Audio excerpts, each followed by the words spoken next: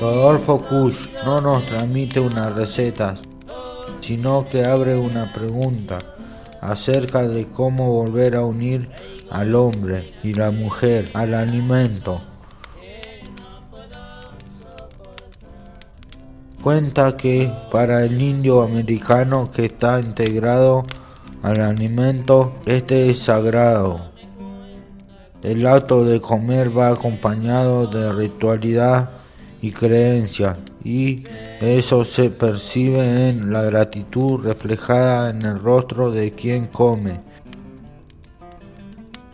En cambio, entre nosotros, en la ciudad, nos devoramos al alimento.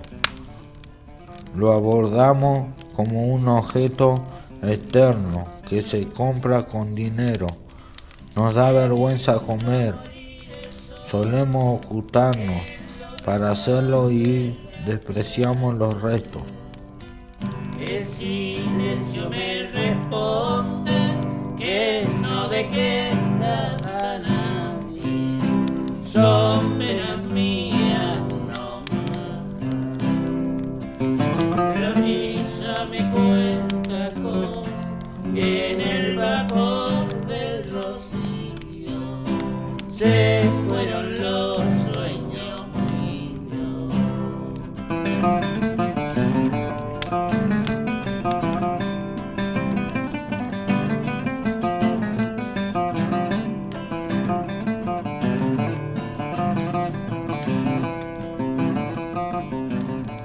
Amasamos sueños y relaciones.